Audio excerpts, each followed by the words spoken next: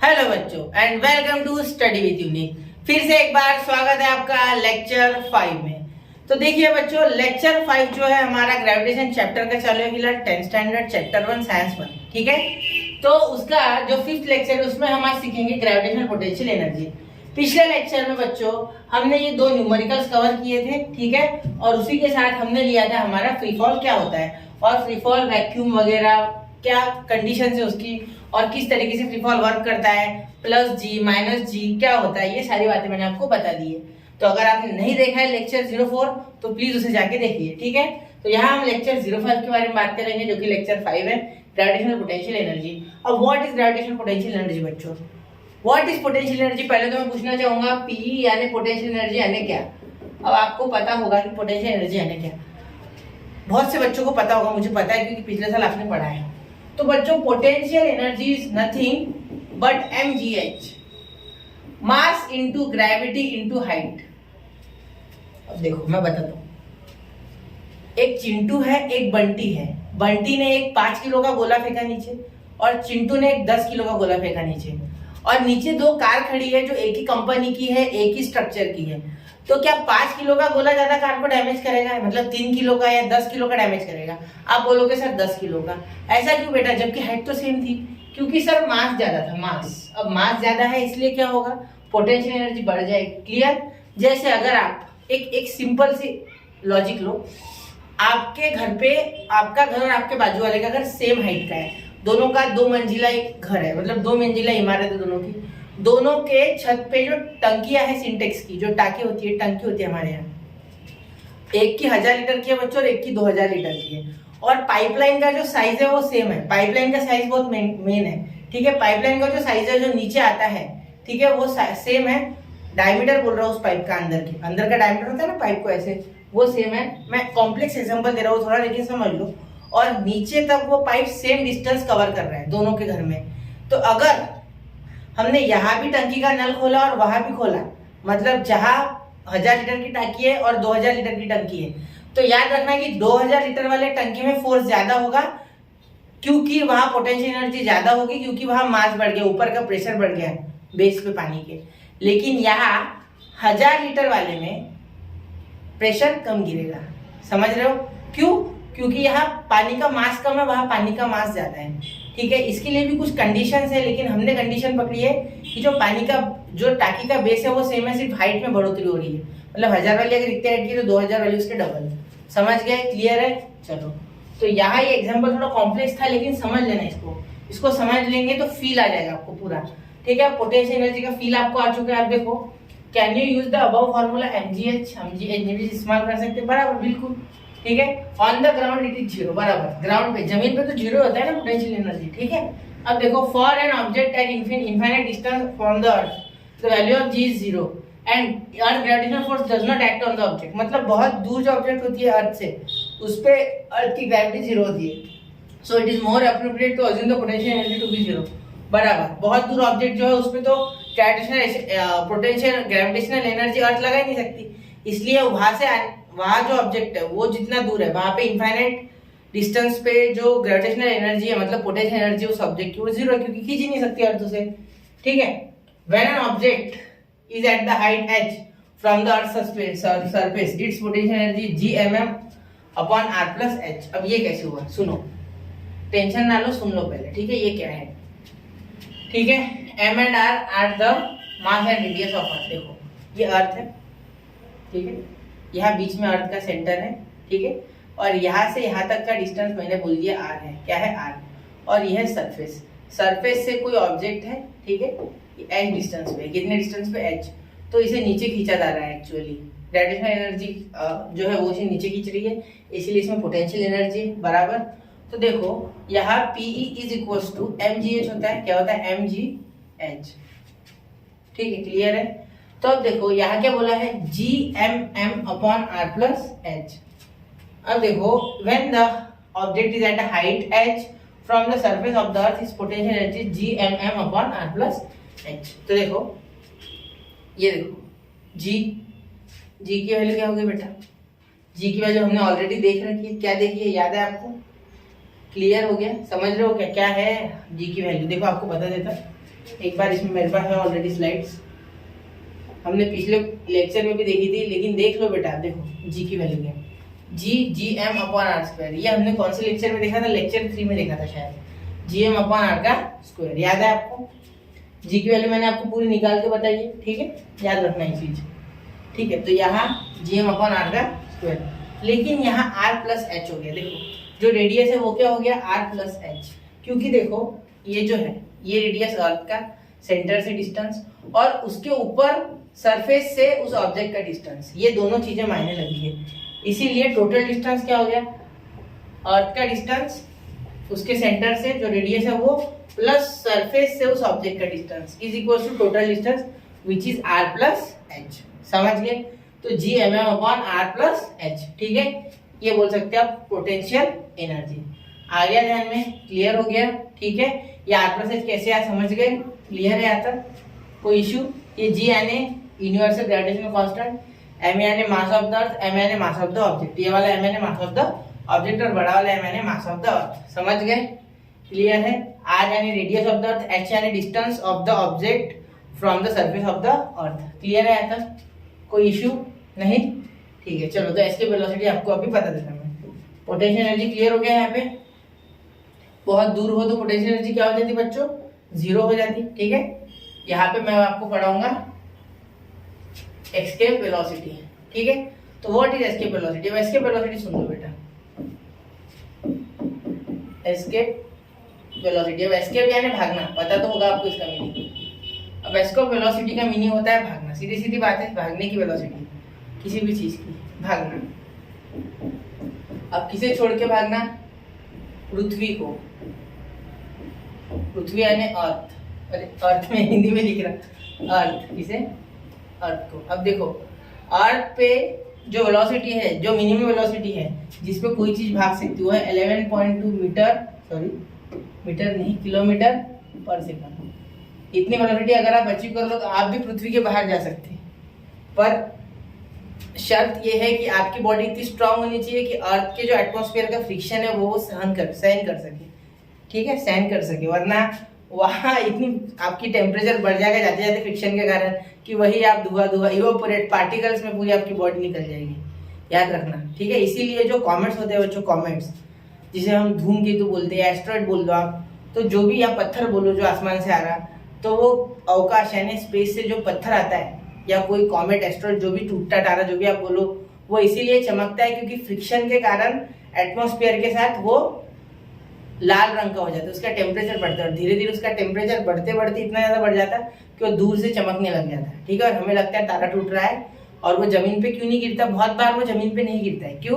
क्योंकि फ्रिक्शन के कारण ऑलरेडी एटमॉस्फेयर में वो धुआं हो जाता है, उसके छोटे छोटे पार्टिकल्स हो जाते हैं और वो एक तो ओशन में गिरते हैं, ऐसी जगह गिरते जनरली जहाँ पॉपुलेशन बहुत कम है, ठीक है। ज्यादातर तो पहुंचते नहीं और गिरे तो ऐसी जगह गिर जाती है, इसलिए हमें पता नहीं चलता, ठीक है।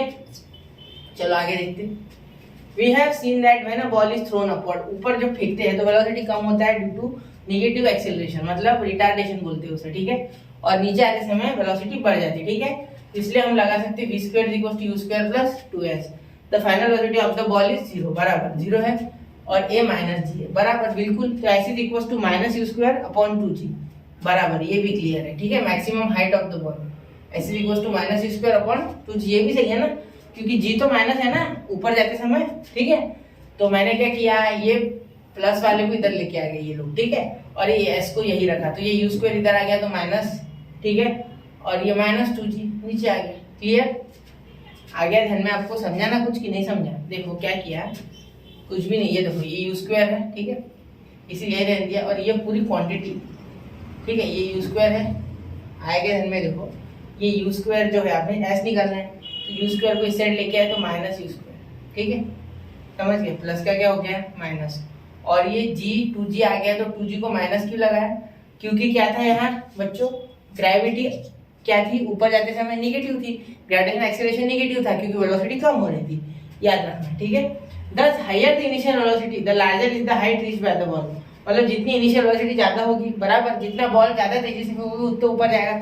ऐसा कोई जब आप कैच खेलते हो लोग हमारे कोई फ्रेंड्स के साथ, तो आप ऐसा फेंकते हो बहुत ताकत से कि जिससे कि ज्यादा हाइट जाए, है ना। समझ गया ना। लेकिन ऊपर जाते जाते उसकी वेलोसिटी कम हो जाती है। क्यों? क्योंकि अर्थ उसे नीचे पुल करती है। लेकिन एस्केप वेलोसिटी ऐसी वेलोसिटी होती है जिसपे वो कभी वापस नहीं आएगा। देखो द अर्थ, देखो डाउनवर्ड पुल खत्म हो जाएगा and can escape the earth for ever, हमेशा के लिए पृथ्वी को छोड़ देगा। Will not fall back on the earth, कभी अर्थ पे गिरेगा नहीं। This velocity is called escape velocity. मतलब ऐसी velocity when the object will not back towards the earth surface, will not come back to the earth surface and will go outside the earth surface and it will travel to infinity। मतलब अर्थ के surface को हमेशा के लिए permanently leave कर देगा और पृथ्वी से बाहर चले जाएगा, जो कि है 11.2 किलोमीटर पर सेकंड। इतनी पृथ्वी पे एस्केप वेलोसिटी है। ठीक है, ये कैलकुलेट भी करके बताऊंगा आपको मैं अभी।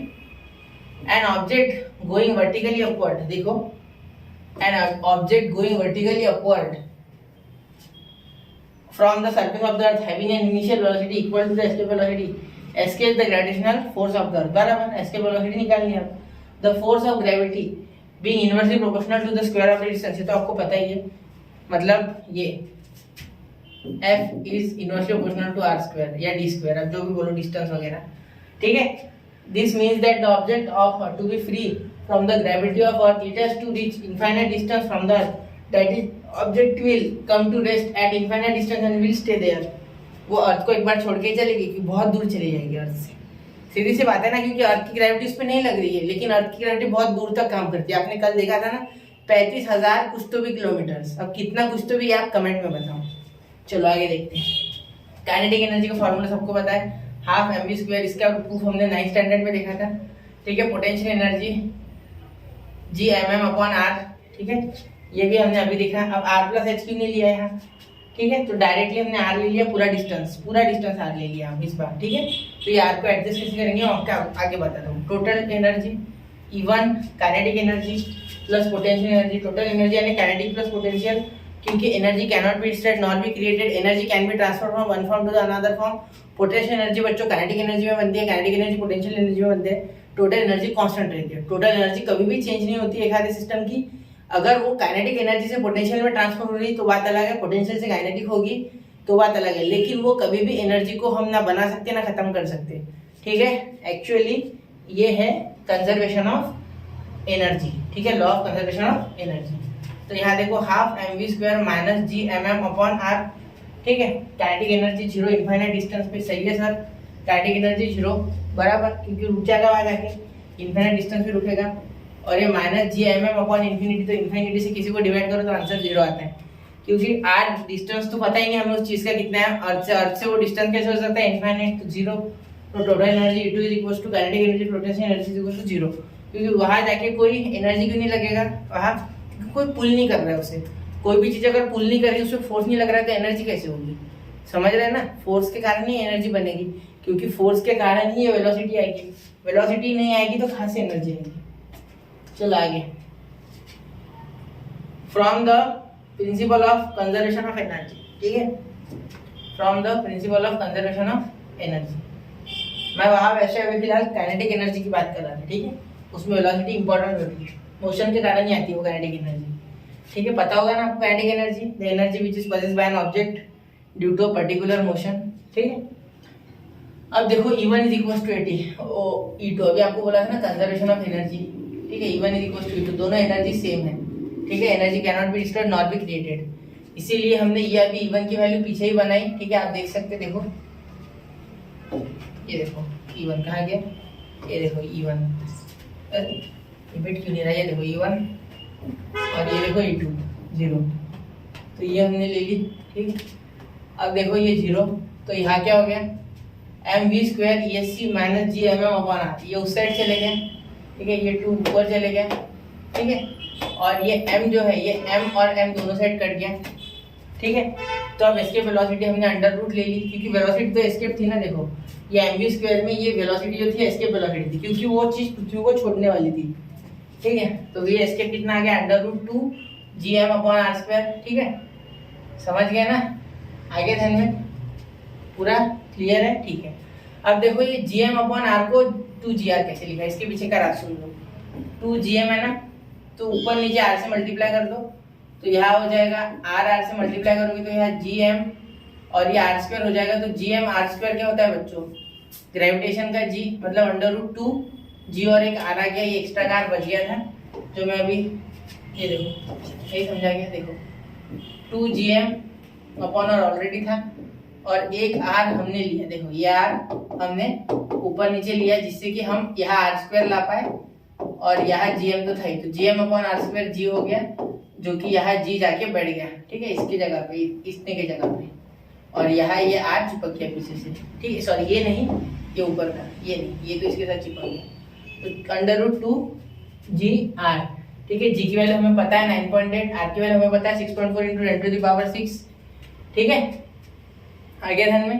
तो ये वैल्यूज हमें नोन वैल्यूज है ये हमारी, ठीक है, ये अर्थ का रेडियस है, ये ग्रेविटेशनल एक्सीलरेशन है, तो 11.2 किलोमीटर पर सेकंड, ठीक है, इतना हमने ये कैलकुलेशन से निकाल लिया। इसके आगे भी और 2-4 पॉइंट है, मतलब 2-4 नंबर और है डेसिमल में, लेकिन वो नहीं लिखे, ठीक है। The spacecraft which are sent to moon और other planets have to their initial velocity larger than escape velocity, they can overcome the gravitational attraction and travel to the space. सीधी सी बात है कि अगर एस्केप वेलोसिटी से कम velocity होगी तो कभी भी अर्थ के बाहर नहीं जा सकते, ठीक है। अब देखो example 1, calculate the escape velocity on the surface of the moon given the mass and the radius of the moon to be 7.34 and 7.74 × 10⁻⁶ respectively, ठीक है, ये मास और ये रेडियस दिया है, ठीक है। तो कैलकुलेट करो, तो फॉर्मूला क्या है एस्केप वेलोसिटी का, v escape is equal to √ क्या है बच्चों, √2gm अपॉन r।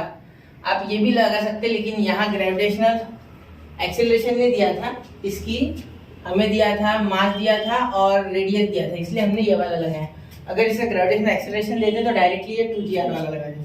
तो यहाँ हमने कैलकुलेशन इसमें वैल्यू डाली सिर्फ g की, m की और r की, तो हमें मिल गया 2.37 किलोमीटर पर सेकंड, तो 2.37 किलोमीटर पर सेकंड इतनी वहाँ की है, ठीक है। तो अगर आप ये 11.2 और 2.37 कैलकुलेट करोगे तो ये भी आसपास 1/6 ही आएगा, रेशियो सेम रहेगा, ठीक है, समझ गए। जो ग्रेविटी के कारण जो बना एक बार वो सेम रहेगा, हर एक चीज फॉलो करेगी उसी, क्योंकि हर एक चीज ग्रेविटी के कारण ही है। तो ग्रेविटेशनल फोर्स भी वहाँ का 6 टाइम्स कम है और ये भी चीजें 6 टाइम्स ही कम रहेगी, ठीक है। बाकी की वेट वगैरह जो ग्रेविटी पे डिपेंड करता है वो सारी चीजें, ठीक है।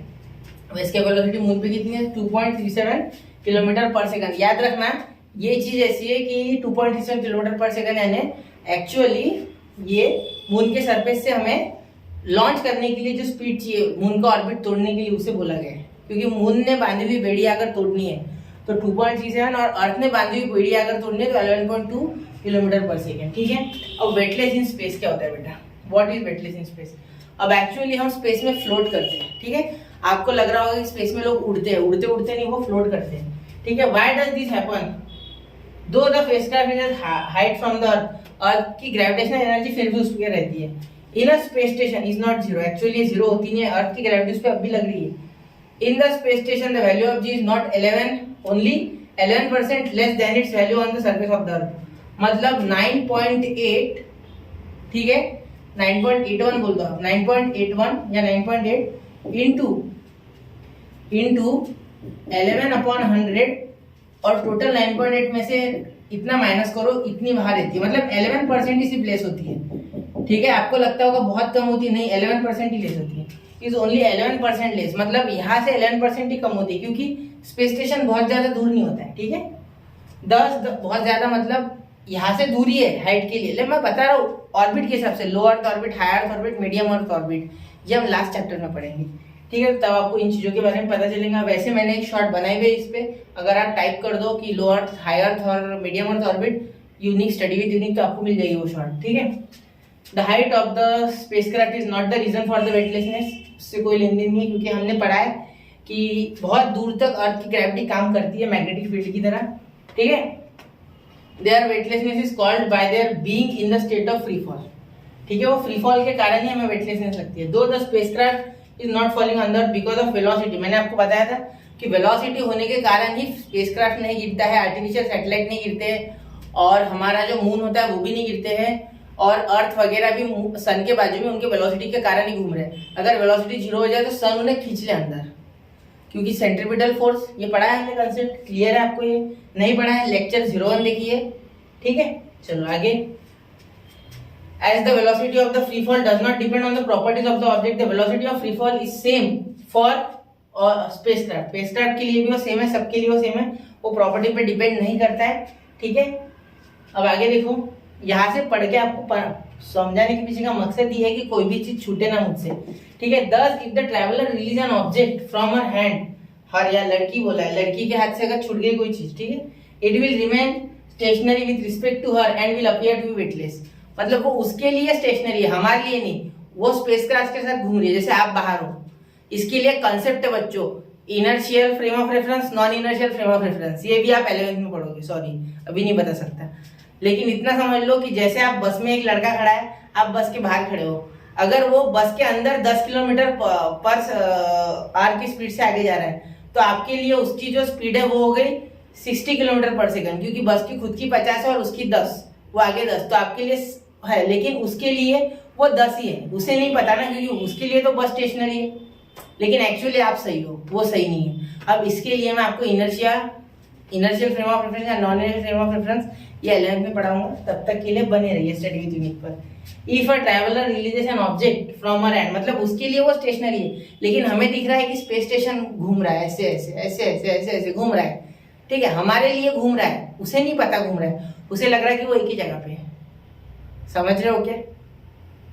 समझो इस बात को कि वो घूम रहा है, लेकिन उसे लग रहा है कि एक ही जगह पे, तो उसके साथ वो अंदर जो डब्बा है, सपोज तो चिप्स खा रही है हल्के फुल्के बालाजी के, तो बालाजी के होते हैं सच में, मुझे नहीं पता किस कंपनी के होते, ठीक है, तो ऐसे घूम रहा है, तो वो चिप्स का पैकेट भी उसके साथ घूम रहा है और वो भी घूम रही है उसके साथ। नहीं तो ऐसा नहीं होता कि वो उसकी दीवार से टकरा जाती, लेकिन वो टकराती नहीं है, वो उसके साथ ही अपने पोजीशन पे कायम रहती है, ठीक है, क्योंकि उसके पास भी एक वेलोसिटी है, लेकिन उसे पता नहीं, समझे? चलो, तो इसी के साथ यह चैप्टर खत्म होता है, इसीलिए उसे वेटलेस लगता है, एक्चुअली वेटलेस लगता है उनको, लेकिन वो उड़ नहीं रही है, वो सिर्फ वेटलेस हो गया। वेटलेस यानी वो तैर रहे हैं, फ्लोट कर रहे हैं, जैसे डेड सी में हम फ्लोट करेंगे। अब डेड सी का भी वीडियो मैंने चैनल पे डाला है, शॉर्ट में देख सकते, ठीक है, पूरा लिंक उसमें दिया हुआ है पूरे वीडियो का। तो डेड सी में भी आप डूब नहीं सकते, पता है ना, फ्लोट करते हो, सेम कंडीशन पकड़ लो अभी। तो चलिए मिलते हैं अगले लेक्चर में, तब मैं आपको इसके पूरे क्वेश्चन आंसर एक्सप्लेन करूंगा बच्चों। यहाँ पूरा चैप्टर हो चुका है, कांग्रेट्स आपको और मुझे भी साथ में। और एक चीज याद रखना, पूरे इसके जो नोट्स है वो बना लो, ये पूरे सॉल्व एग्जाम्पल कर लो, मैं बोल रहा हूँ एग्जाम्पल करो, मत छोड़ना एग्जाम्पल। बहुत से बच्चे छोड़ देते हैं, एग्जाम्पल मत छोड़ना। एग्जाम्पल छोड़ना यानी फिजिक्स छोड़ना, सीधी सी बात है। और आज फिजिक्स छोड़ोगे, लेकिन आगे आएगा 11th में एग्जाम्पल आएंगे, करने होंगे, बहुत ज्यादा प्रॉब्लम होंगी, इसलिए आज ही पढ़ लो एग्जाम्पल। तो चलिए मिलते हैं अगले लेक्चर में अगले नए चैप्टर के साथ, लेकिन इस चैप्टर के नोट्स भी जल्दी ही डालूंगा, मतलब जो एक्सरसाइज है वो। तो चलिए मिलते हैं अगले लेक्चर में, शायद से वो इसके आंसर्स का ना हो, अगला लेक्चर में आपको चैप्टर का दे दूंगा, चैप्टर 2 में। तो तब तक के लिए जय हिंद, जय भारत, पढ़ते रहे, आगे बढ़ते रहे।